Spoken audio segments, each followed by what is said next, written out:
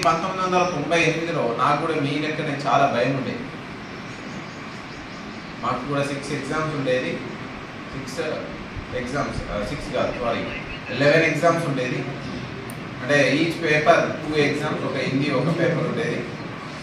So దానికి పక్కోడు ఏమడుగుతాడు, మనం రాకపోతే వాడు ఏమన్నా తప్పు చేస్తే మన మీదకి ఏమొస్తుంది, ఎట్లా రాయాలి ఎగ్జాము, క్వశ్చన్ రెడీ పెన్తో రాయచ్చా రాయకూడదా, బ్లూ క్వశ్చన్ అంటే ఆన్సర్ అని పెట్టాలా వద్దా, సైడ్ హెడ్డింగ్స్ పెట్టాలా వద్దా, గీతలు గీయాలా వద్దా, ఇవన్నీ ఉంటాయి. ఏం అవసరం లేదు, మీ ఓన్ వేలో మీకు వచ్చినట్టు ఎక్స్ప్రెస్ చేయండి అంతే. ఈ డౌట్ ఏ ఎగ్జామ్ పోయినా ఉంటుంది. ఈవెన్ నేను గ్రూప్ 1 ఎగ్జామ్ పోయినా కూడా అక్కడ పోయినాక కూడా సైడ్ హెడ్డింగ్స్ పెట్టాలా, పెన్సిల్ తోటి అండర్లైన్ చేయాలా, ఇవన్నీ ఉంటాయి. నో వరీ, మీకు ఉన్నది ఏంటంటే మీది చాలా, అందుకోసం విద్యార్థిస్టిక్ దాన్ని మీరు ఇప్పుడు ఎంత మేము చదువుకునేటప్పుడు చెప్పేవారు, అరే బాబు ఇంటర్మీడియట్ అనేది మనిషికి వెన్నుముక లాంటిది అన్నాడు. వెన్నుముక అంటే వెన్నుముక లేకపోతే మనిషి నిలబడతాడా? ఈ ఇంటర్మీడియట్ అనేది మనం కరెక్ట్గా నిలబడలేకపోతే మిగతా జీవితం అంతా అస్తవ్యస్తం కావడానికి అవకాశం ఉంటుంది. సో కాబట్టి ప్రతి ఒక్కరు కూడా ప్రతి క్షణం, ముందు వచ్చే ప్రతి క్షణం కూడా మంచి క్రమశిక్షణతోటి ఒకటే అన్నమాట. మంచి జీవితానికి కావాల్సింది ఏంటంటే ఫస్ట్ క్రమశిక్షణ అనేది ఉండాలి.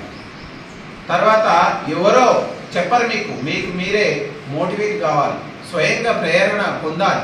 ఎక్కడి నుంచి ప్రేరణ పొందుతాం? మన తోటిగా ఎదిగిన వాళ్ళ నుంచి ప్రేరణ పొందుతాం. ఈ మునగాడ మండలంలో చాలా మంది ఆఫీసర్లు ఉన్నారు, నాకు తెలిసి చాలా మంది ఆఫీసర్లు ఉన్నారు. వాళ్ళందరిని చూసి ప్రేరణ పొందండి. ఈ మధ్యలో గ్రూప్ 1 వచ్చిన వాళ్ళు ఉంటారు, గ్రూప్ 2 వచ్చిన వాళ్ళు ఉంటారు. వాళ్ళందరిని చూసి స్వయంగా ప్రేరణ పొందండి. పేపర్లో వచ్చినటువంటి వార్తలు చూసి ప్రేరణ పొందండి. తర్వాత స్వయంగా ప్రేరణ పొందడం వరకే సరిపోదండి. తర్వాత అదొకటి గుర్తుపెట్టుకోండి, మీ స్కూల్లో మీ టీచర్లు కండక్ట్ చేసే ఎగ్జామే చాలా టఫ్ ఉంటుంది. ఎందుకంటే ప్రతి కార్నర్, లెసన్లో ఉన్న ప్రతి కార్నర్ని వాళ్ళు టచ్ చేస్తారు.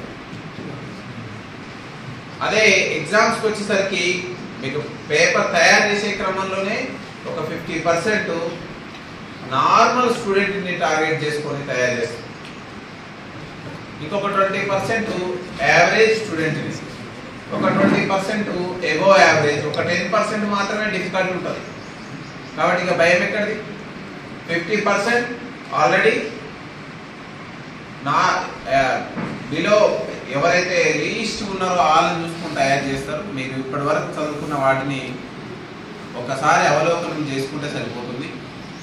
మీకు వచ్చినటువంటి వాటిని సిస్టమేటిక్గా ఫస్ట్ క్వశ్చన్ 1-2 టైమ్స్ చదువుకోండి సిస్టమేటిక్. కాబట్టి కూడా అందము అనేది అది ఒక తాత్కాలికమైనటువంటి భావన, కానీ అందం అనేది ఎక్కడుందంటే మన ప్రవర్తనలో, మన ఆలోచన విధానంలో, మన నడవడికలో అందం అనేది కనిపించాలి. మీరందరూ మంచి, ఎందుకంటే నెక్స్ట్ స్టేజ్ ఇంటర్మీడియట్ కాబట్టి ఇంటర్మీడియట్ స్టేజ్లో మంచిగా అలవాటు చేసుకుంటూ వస్తున్నాం. ఈ 15 years తర్వాత ఉండేది అసలైనటువంటి లైఫ్. అందుకోసమే మనం బాల్యంలో ఎట్లున్నాం అనేది కాదు, మనం కౌమార దశలో ఎట్లున్నాం, నెక్స్ట్ దశలో ఎట్లున్నాం అనేది చాలా ఇంపార్టెంట్. ప్రతి ఒక్క తల్లిదండ్రి, ఈవెన్ ఎవరైనా పెద్ద అయినా కానీ ఒక మామిడి వృక్షం చనిపోతుంది, అది ఇవ్వాల్సిన ఫలాలు ఇవ్వదు. మీలో కూడా ఎవరైనా మీ అమ్మా నాన్న నాటినటువంటి మీరు ఒక చెట్టు మొక్క, మీ అమ్మా నాన్న మిమ్మల్ని ఒక మహావృక్షంగా చూడాలనుకుంటారు. ఆ వృక్షం ఎట్లా ఉండాలనుకుంటారు? మీరందరూ ఎట్లా ఉండాలనుకుంటారు? మా వాడు రౌడీ కావాలా, మా వాడు అసాంఘిక శక్తి కావాలి, మా అమ్మాయి మంచి కావాలనుకుంటారా, చెడు కావాలనుకుంటారా? ఇది అనుకునే క్రమంలో మరి తల్లిదండ్రులు ఎంత మదన పడుతుంటారు, ఎంత బాధపడుతుంటారు. మీ యొక్క సంతోషం కోసం, మీ యొక్క బట్టల కోసం, మీ యొక్క అలంకరణ కోసం, మీ యొక్క పుస్తకాల కోసం, మీ యొక్క పెన్నుల కోసం, మీకు ఇచ్చేటువంటి ప్రతి వాటి కోసం ఎంత బాధపడుతుంటారో మీకు తెలుసా? వాళ్ళకు మీకంటే సంతోషమైనది ఇంకోటి లేదు. ఒక వృక్షాన్ని పెట్టినటువంటి వ్యక్తి ఎంత మదన పడుతూ ఆ మొక్కని మహావృక్షంగా తయారు చేసిన ఉద్దేశం ఏంటంటే స్వయం ప్రేరణని నెక్స్ట్ వైపు తీసుకెళ్ళాలి. స్వయంగా మనం దానికి కావలసినటువంటి విజ్ఞానాన్ని మెటీరియల్ని సమకూర్చుకోవాలి. మనం ఏదైతే అనుకుంటున్నామో ఒక లక్ష్యానికి చేరుకోవడానికి మనం ఫస్ట్ ఒక లక్ష్యాన్ని ఎంచుకోవాలి, స్వయంగా ప్రేరణ పొందాలి. ఆ ప్రేరణతోటి మనకు మెటీరియల్ సమకూర్చుకోవాలి. తర్వాత సిస్టమేటిక్గా హార్డ్ వర్క్ చేసుకోవాలి. ఈ మధ్యలో మీకు వచ్చిన అటువంటి అడ్వాంటేజో డిసడ్వాంటేజో టెక్నాలజీ అందుబాటులోకి రావడం. టెక్నాలజీ అంటే ఏంటి? Cell phone. సెల్ ఫోన్ అందుబాటులో రావడం ఒకందుకు మంచిది, ఒకందుకు మీకైతే మీలాంటి వాళ్ళకైతే అది మిమ్మల్ని పక్కదారి పట్టిస్తుంది. ఎవరైతే సెల్ ఫోన్ని శత్రువుగా చూస్తారో, శత్రువు అంటే టెక్నాలజీని నాలెడ్జ్ కోసం, అందులోనే టెక్నాలజీని నాలెడ్జ్ కోసం వినియోగిస్తే మిత్రుడు అవుతాడు. టెక్నాలజీని మనము టైంపాస్ కోసమో ఇంకా వేరే వాటి కోసం ఉపయోగిస్తే ఖచ్చితంగా మీ యొక్క టైంని కిల్ చేస్తుంది. That become a your enemy. అట్లానే మంచి ఫ్రెండ్షిప్, ఎందుకంటే ఇప్పుడు మీరు ఎదిగే క్రమంలో మంచి ఫ్రెండ్షిప్ అనేది చాలా ఇంపార్టెంట్. అది అమ్మాయి అయినా అబ్బాయి అయినా. మన ఫ్రెండ్ అనేవాడు ఎట్లా ఉండాలంటే మనం ఏమనుకుంటాం, మనకు ఎదుగుదలలో మన తోడ్పాటులో మనల్ని ముందుకు తీసుకుపోయేవాడై ఉండాలి. కానీ మనం ఏం చేస్తాం, చాలామంది అబ్బాయిలు చూస్తారు అన్ని మార్గంలో దాన్ని ముందుకు తీసుకెళ్తే వాళ్ళు ఎంతటి ఉన్నత స్థాయి ఉద్యోగాలైనా, ఆల్ ఇండియా సర్వీసులైనా, నీట్ అయినా, జేఈ మెయిన్స్ అడ్వాన్స్ అయినా, ఏ టైప్ ఆఫ్ కాంపిటేటివ్ ఎగ్జామ్ అయినా నీట్గా రాయగలుగుతారు, కాంపిటేట్ చేయగలుగుతారు అనేటువంటి ఒకందుకు నేను కూడా గవర్నమెంట్ స్కూల్లో చదువుకున్నా కాబట్టి మీ అందరికీ ప్రేరణ ఇవ్వాలి అనేటువంటి ఉద్దేశం తోటి మీ ముందుకు రావడం జరిగింది. సో వే బ్యాక్ టు 1998లో మీకైతే ఇప్పుడు ఏవేవి డౌట్స్ ఉన్నాయో నాకు కూడా 1998లో అదే డౌట్స్ ఉండేది. 10th క్లాస్ ఎగ్జామ్ అనేది ప్రధానంగా మనం 1వ తరగతి నుంచి 10వ తరగతి వరకు మనం చదువుకునే క్రమంలో మన టీచర్లే ఎగ్జామ్ పెడతారు, మన టీచర్లే పేపర్, మనం కొంచెం పోయి ఇది కరెక్ట్ సార్ అని మనం కొట్లాడి దీంలాడి మార్కులు వేయించుకుంటాం. వేయించుకున్న మీరు ఎవరైనా స్లిప్ టెస్ట్లో కానీ లేదా యూనిట్ టెస్ట్లో కానీ ఈ ఎగ్జామ్ అనేది గవర్నమెంట్ నిర్వహించే ఎగ్జామ్. అదేవిధంగా ఈ ఎగ్జామ్ని మన టీచర్ కాకుండా అవుట్ సైడ్ టీచర్లు మనం రాసిన పేపర్లను దిద్దుతారు. సో మీరు గుర్తుపెట్టుకోండి, దీనికి ఏం పెద్ద టెన్షన్ పడాల్సిన అవసరం లేదు. అందరూ ధైర్యంగా ఉండాలి. ఉన్నారా ధైర్యంగా? మోడల్ స్కూల్ చాలా డల్గా ఉన్నారు. మోడల్ స్కూల్ అంటేనే చాలా ప్రత్యేకమైనటువంటి విద్యను అందించేటువంటి స్కూల్. ఎందుకంటే జెడ్పిహెచ్ఎస్ కంటే social welfare and model school ఇది ఒక 3వ విభాగం. ఇంకా చాలా డిఫరెంట్ మంచి ఫలాలంటే చెడ్డ ఫలాలు ఒకరుగా ఉండేవి కూడా కాదు, చాలా తియ్యటి ఫలాలు ఉండాలి. తిన్నోడల్లా మెచ్చుకోవాలి. తిన్న వ్యక్తి ప్రతి ఒక్కరు కూడా మెచ్చుకోవాలి, మళ్ళీ ఆ ఫలాలు కావాలని కోరుకోవాలి అనే విధంగా ప్రతి ఒక్కరికి ఆశ ఉంటుంది. అదొకటే కాదు, మానవ జాతికే కాదు, పశుపక్షాదులకు జీవజాతికి నీడనిచ్చి ఒక మహావృక్షంగా ఎదగాలి అంటే సమాజ సేవలో మనమంతా ముందుకెళ్ళాలి అనేది ఆ వృక్షాన్ని పెట్టినటువంటి వ్యక్తి యొక్క ఆలోచన, దార్శనికత. మరి మీ తల్లిదండ్రులు కూడా అట్నే ఆలోచిస్తారు.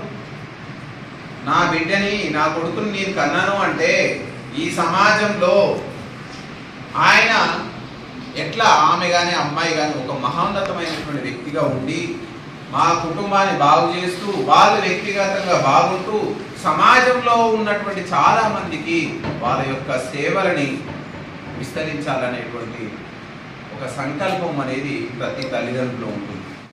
నేను రీసెంట్లీ సూర్యాపేట ఎస్పీగా వచ్చినాను. My name is Narasimha IPS. నేను 2020 batch IPS officer. Correct exactly 27 years back నేను మీ మాదిరిని ఒక స్టూడెంట్ని, 10th క్లాస్ స్టూడెంట్. 1998లో నేను మీ మాదిరి మీరు ఎట్లయితే ఇప్పుడు మీరు ఎగ్జామ్స్ ఫేస్ చేయబోతున్నారో 1998లో కూడా నేను ఒక జెడ్పిహెచ్ఎస్ పాఠశాలలో చదువుకొని, గవర్నమెంట్ స్కూల్లో చదువుకొని నేను ఈరోజు మీ ముందుకు వచ్చినాను.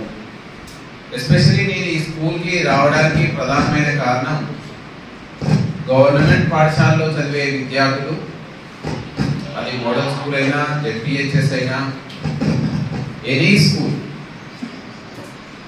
ఎక్కడ చదివే విద్యార్థులైనా వాళ్ళలో ప్రతిభ అనేది కొదవలేదు. చిచ్చోరగా చేయడం, చిన్నవి చేయడం, ఈ మధ్యలో మనకు ఈ షీటింగ్స్ పట్టుబడడం, చిన్న గాంజాకి అలవాటు పడడం, ఇట్లాంటివి జరుగుతుంది. దీనివల్ల ఏమవుతుందంటే ఖచ్చితంగా ఒక్కసారి ట్రాక్లో వెళ్తున్న రైలు ఒక పట్టా తప్పితే ఏమవుతుంది? ఒక పట్టా తప్పినా, 2 పట్టాలు తప్పినా ఖచ్చితంగా డిజాస్టరే. అవునా కదా? మీరు కూడా ఈ జీవితం అనేటువంటి ప్రయాణంలో, ఈ రైలు ప్రయాణం లాంటి మన జీవితం కూడా, అమ్మాయిదైనా అబ్బాయిదైనా, ఎక్కడైతే మీకు తెలుసు, ప్రతి ఒక్కరికి తెలుసు, ఫస్ట్ నుంచి మనం పుట్టినప్పటి నుంచి మన అమ్మా నాన్న ఖచ్చితంగా నేర్పుతుంటారు. అది తప్పు అని అంటే దట్ ఈస్ ఆల్వేస్ రాంగ్, అది రైటు అంటే that is always right. Teachers చెప్పిన which is good, which is bad, వీటన్నిటిని మనం లైక్ వైట్ ప్లెయిన్ పేపర్ లాంటిది, అమ్మాయి అయినా అబ్బాయి అయినా. చాలా మంది అమ్మాయిలు అబ్బాయిలు విద్యార్థి దశలో చాలా చక్కటి క్రమశిక్షణతోటి అమ్మా నాన్నలు చెప్పినట్టు వింటూ ఉంటారు. తర్వాత ఏమైందంటే ఈ 10th అయిపోయిన తర్వాత తెలివి వస్తుంది. ఆ తెలివి వచ్చి సొంతంగా ఆలోచించడం మొదలెడతారు. సొంతంగా ఆలోచించడం మంచిదే. ఎందుకు? మిగతా జీవితం అంతా ఇండిపెండెంట్గా గడపడానికి ఇది ఒక పునాది, నో డౌట్. కానీ అప్పుడు ఇన్ని రోజులు గైడ్ చేసింది ఎవరు? ఈ 10-15 ఏళ్ళు గైడ్ చేసింది ఎవరు మీకు? ఎన్ని కార్యక్రమాలు చేసారు మీకు? ఎంత సపర్యం చేసినారు మీరు? మాట మర్చిపోవద్దు. అంటే ఏదైనా కొత్త నిర్ణయం తీసుకునే ముందు ఖచ్చితంగా అమ్మా నాన్నల సలహాలు తీసుకోండి, మీ టీచర్ల సలహాలు తీసుకోండి. తీసుకోకుండా అది కొత్త దోస్తనమైనా, కొత్త పరిచయమైనా, కొత్త అలవాటైనా, ఏదైనా చెప్పండి. ఎనీవన్ ఎందుకు నాడతారు? చెప్పు బాబు, నువ్వు చాలా స్మార్ట్గా ఉంది. ఈయన పక్కకు వెనకకు చూస్తున్నా, నువ్వే థర్డ్ రో. ఎందుకు నాడతాడు? ఒక ఫలం ఇచ్చే వృక్షాన్ని, ఫలాలు ఇచ్చే వృక్షాన్ని ఎందుకు నాడతాం చెప్పండి? ఫలాల కోసమే కదా. ఫలాలు దేనికోసం? సో మనకు ఉపయోగపడతాయి, అదేవిధంగా సమాజానికి ఉపయోగపడతాయి. మరి అది ఇట్లా మొక్కనే నాటుతారా, చెట్టును నాటుతారా? మొక్కను నాటుతారు. మొక్కను నాటే క్రమంలో ఎంత ఉంటుంది? నాటంగానే అయిపోతుందా? ఏం చేయాలా? సో దానికి సపర్యం చేయాలి, నీళ్లు పోయాలి, ఎరువు వేయాలి. అప్పుడప్పుడు అది వంకర పోతుంటుంది, మనలో వచ్చే చెడు అలవాటు లెక్క అది బెండ్ అవుతుంటుంది అన్నమాట. అప్పుడు ఏం చేస్తాడు ఆయన? మళ్ళీ ఒక కర్ర సపోర్ట్ ఇచ్చి అక్కడ ఎక్కడ వంగకుండా నువ్వు వాటిని పోతే ఎప్పుడైతే వంగిపోయిందో దాని మనుగడ స్కూల్స్ గవర్నమెంట్ సెక్టార్లో ఉన్నాయి. రాష్ట్ర ప్రభుత్వం ప్రత్యేకంగా మోడల్ స్కూల్లో ఉన్న విద్యార్థులకు మంచి విద్యని అందించాలనేటువంటి ఉద్దేశంతో ఇలాంటి క్యాంపస్లని రాష్ట్ర వ్యాప్తంగా ఏర్పాటు చేయడం జరిగింది. సో ఈ సందర్భంగా మీరందరూ కూడా ఎగ్జామ్స్ని చాలా లైట్గా, తేలికగా తీసుకోండి. ఇప్పటి వరకు వన్ ఇయర్ మొత్తం శిక్షణ పొందినారు. దేనికోసం పొందినారు? 1 ఇయర్ మొత్తం. లాస్ట్ ఈ 6 రోజుల 7 రోజుల, ఎన్ని రోజులు? 7 రోజుల 7 days. I think science paper 2 papers ఉన్నట్టు. 7 days ఎగ్జామ్ ఫైట్ చేయడానికి సంవత్సరం మొత్తం ఎన్నో స్లిప్ టెస్టులు రాసినారు, యూనిట్ టెస్టులు రాసినారు, FA ఆర్ SA సంథింగ్ ఇప్పుడు కొత్త కొత్త పేర్లతో వచ్చినాయి, మేము ఉన్నప్పుడు వేరే ఉండేది. సో ఇవన్నీ ఫేస్ చేసి మీరు ఈరోజు సన్నద్ధతోటి ముందుకు వచ్చినారు. ఇంకా మీరేమో ఏదైనా యుద్ధానికి పోయేటప్పుడైనా, యుద్ధానికి మనం ఎన్నో రకాల యుద్ధాల గురించి పాఠాలు, యుద్ధానికి పోయినాక శిక్షణ ఉండదు. ఇక యుద్ధానికి పోకముందుకే శిక్షణ ఉంటుంది. మీకు కూడా ఆల్రెడీ మీరు శిక్షణ పొందినటువంటి సైనికులు అనమాట, 10th క్లాస్ ఎగ్జామ్స్ ఫేస్ చేయడానికి. దానికి సంబంధించి మీరు ఎటువంటి చింత లేకుండా మీ టీచర్లు ఏదైతే నేర్పించిన ఈ సంవత్సర కాలం వాటన్నిటినీ మీరు ఒక్కసారి కళ్ళు మూసుకొని అవలోకనం చేసుకుంటే మీరు ఖచ్చితంగా మీకు ఆన్సర్స్ వచ్చేస్తాయి. ఎవరికైనా భయం ఉందా చెప్పండి. నిర్భయంగా భయం ఉంటే చెప్పండి. నిర్భయంగా భయం ఉంటే చెప్పండి. ఎగ్జామ్స్ అంటే ఎవరికైనా భయం ఉందా? Please right right. ఎందుకంటే నేను ఈజీ ట్రిప్స్ చెప్తాను. ఎవరికైనా ఉందా భయం? అయ్యో ఎవరికి లేదు కదా.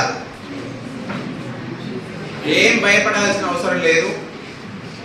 మీరు మీ ఎగ్జామ్స్ కంటే ఈజీగా ఉంటాయి. మీ టీచర్స్ పెట్టే